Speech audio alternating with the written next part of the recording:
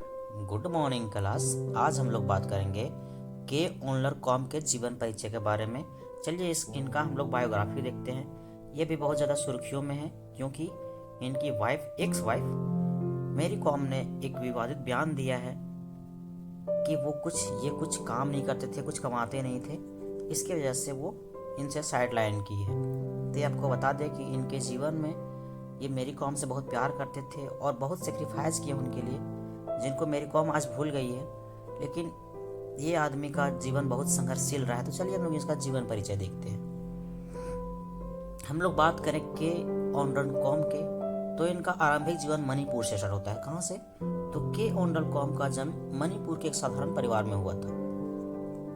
वे एक पारंपरिक भारतीय परिवार से आते हैं जहाँ मेहनत और ईमानदारी का सबसे बड़ा मूल्य माना जाता है।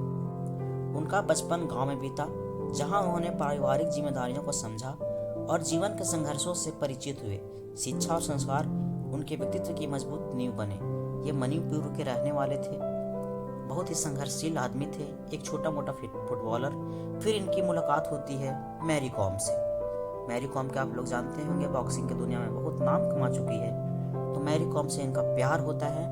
तो इनकी प्रेम कहानी को देखते हैं। मैरी कॉम से मुलाकात और प्रेम कहानी। पहली मुलाकात, दोनों की पहली मुलाकात मणिपुर में हुई जब मैरी कॉम अपने बॉक्सिंग करियर की शुरुआत कर रही थी। तब ये आदमी भी एक लोकल फुटबॉल लीग खेलते थे। दोस्ती का विकास हुआ, पहले लोग दोस्त बने, धीरे धीरे दोनों के बीच गहरी दोस्ती बनी और वो एक दूसरे को समझने लगे। प्रेम का एहसास हुआ। समय के साथ साथ दोस्ती प्यार में बदल गई और दोनों में जीवन भर रास्ता सहने का फैसला किया। यानी कि फिर मैरी कॉम और ओनरल ने शादी करने का विचार किया। इसके बाद जिंदगी आगे बढ़ती है, विवाह और पारिवारिक जीवन का शुरुआत होता है। इसके बाद विवाह समारोह, दोनों ने पारंपरिक मणिपुर रीति रिवाजों के साथ विवाह किया। परिवार और दोस्तों के बीच यह एक खुशी का पल था। नया जीवन, विवाह के बाद दोनों ने मिलकर एक नए जीवन की शुरुआत की। ओनलर ने मैरी के सपनों को समझा और उनका साथ देने का वादा किया। कहा जाता है कि मैरी एक बार ऐसा संघर्ष से गुजर रही थी कि ये बॉक्सिंग छोड़ना चाहती थी, लेकिन ओनलर ने इनका सपोर्ट छोड़ा नहीं। बोला कि अपना मैं फुटबॉल कैरियर छोड़ दूंगा, लेकिन तुमको बॉक्सिंग चैंपियन बना के रखूंगा। तो अभी मैरी कॉम पहचान का मोहताज नहीं है, लेकिन इसके पीछे का संघर्ष ओनरल का बहुत बड़ा योगदान रहा है। आगे हम लोग बात करते हैं संयुक्त परिवार की। दोनों परिवारों ने इस रिश्तों को स्वीकार किया, नवविवाहित जोड़ों को आशीर्वाद दिया, एक सुखी गृहस्थी की नींव रखी गई। देन आगे मैरी कॉम के बॉक्सिंग करियर में सहयोग और समर्थन बहुत किए ये ओनरल। भावनात्मक सहारा क्या क्या किया? तो के ओनरल ने मैरी को हर मुश्किल समय में प्रोत्साहित किया और उनके आत्मविश्वास को बनाए रखा। आप जब कोई भी काम करते हैं, अगर आपके पीछे कोई एक ऐसा आदमी है जो आपको सहयोग करता है, आपको मोटिवेट करता है, क्योंकि ये समाज में आपको डीमोटिवेट करने वाले बहुत सारे लोग मिलेंगे, लेकिन कोई अगर आपको मोटिवेट करता है उस वक्त जब आप हार रहे हों, तो उससे बड़ा साथी कोई नहीं होता है। वही मैरी कॉम के जीवन में काम कर रहे थे के ओनरल, जिनको आज मैरी कॉम भरा बुला बोलती है। घरेलू जिम्मेदारियां भी संभाली के ओनरल ने। उन्होंने घर संभालने में पूरी भूमिका निभाई ताकि मैरी अपने प्रशिक्षण पर ध्यान दे सके। तो जितना भी समझ लीजिए कि के ओनरल हाउस वाइफ की तरह ही काम कर रहा था, बैकबोन था मैरी कॉम का। लेकिन आज के दौर में लड़कियां ये सब नहीं समझ पाती हैं। प्रतियोगिताओं में साथ हर महत्वपूर्ण मुकाबले में वो मैरी कॉम साथ रही और उनकी जीत का जश्न मनाया। यानी हर टाइम वो मैरी कॉम की परछाया की तरह रहा। आगे बात करते हैं हम लोग पिता के रूप में जिम्मेदारियां और चुनौतियां।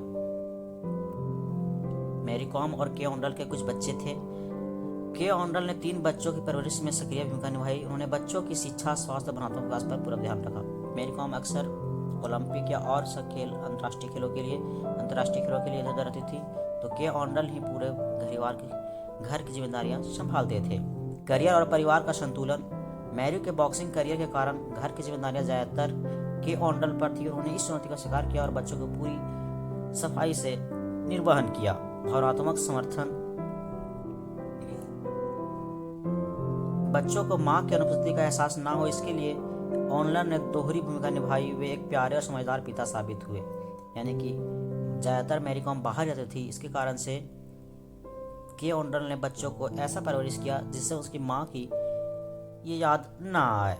वैवाहिक जीवन में आई समस्याएं और तनाव, तो कैसे कैसे वैवाहिक जीवन में समस्याएं आई इन दोनों में, कैसे कैसे तनाव आई, ये हम लोग देखते हैं। तो समय की कमी, मैरी के व्यस्त शेड्यूल और लगातार यात्रा के कारण दोनों एक दूसरे के लिए समय नहीं मिल पाता है।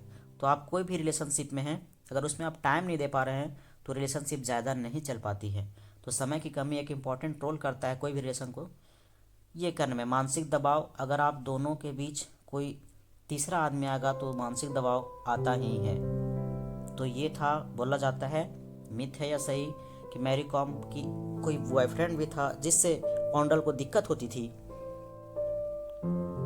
करियर और परिवार के बीच संतुलन बनाना मुश्किल हो गया, दोनों पर अलग अलग जिम्मेदारियां, बोझ बढ़ता गया, दोनों मेंटेन करना इम्पॉसिबल था। इसी चलते फिर धीरे धीरे ये दूरियां बढ़ती गई।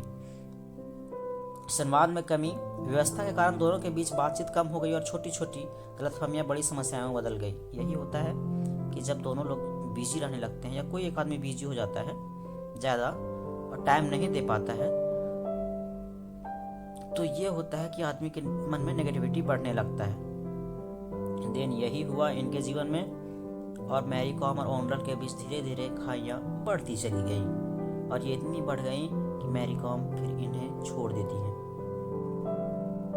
तलाक की प्रक्रिया और कारण, तो लास्ट में लंबे समय तक चली समस्याओं और बढ़ते मतभेदों के बाद दोनों ने अलग होने का फैसला लिया। यह निर्णय दोनों के लिए कठिन था लेकिन आवश्यक लगा, क्या कि अगर कहीं मन नहीं बैठता है तो वहाँ से दूर हो जाना बहुत 100% सही डिसीजन है। कानूनी प्रक्रिया, दोनों ने अपनी आपसी सहमति से तलाक का रास्ता चुना। बच्चों की कस्टडी, बच्चों के भविष्य के ध्यान में रखते हुए निर्णय लिया गया, संपत्ति का बंटवारा किया गया। देन इसके बाद दोनों का डिवोर्स हुआ। तलाक के बाद जीवन और बच्चों के साथ रिश्ता, तो तलाक के बाद जीवन ऐसा था कि बच्चों से जुड़ाव, तलाक के बावजूद ओंडल अपने बच्चों के साथ मजबूत रिश्ता बनाए हुए हैं।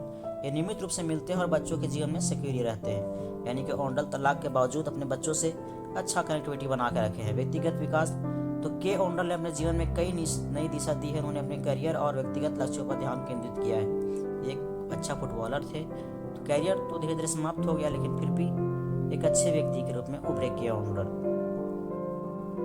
मैरी के साथ सम्मान, दोनों ने एक दूसरे के प्रति सम्मान बनाए रखा है और बच्चों की भलाई के लिए मिलकर काम करते हैं। अगर आज से पहले की बात करें, जब मैरी इंटरव्यू नहीं दी थी तो दोनों के बीच कोई मतभेद नहीं था। इंटरव्यू के बाद भी के ओंडल से पूछा गया तो उन्होंने बताया कि ये मेरा पर्सनल मामला है, इसमें ज़्यादा टिप्पा टिप्पणी ना किया जाए। मैरी आज भी मेरे लिए उतना ही प्रिय है, ये के ओंडल का कहना है। वर्तमान स्थिति और भविष्य की योजनाएं, तो के ओंडल अपने पेशेवर जीवन का मजबूत बना रहे हैं। प्रायोगिक जिम्मेदारियां, बच्चों के भविष्य और उनकी शिक्षा उनकी प्राथमिकता है। व्यक्तिगत खुशी, जीवन में संतुलन और शांति की तलाश जारी है।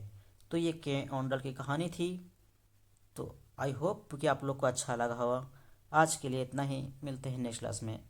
जय हिंद।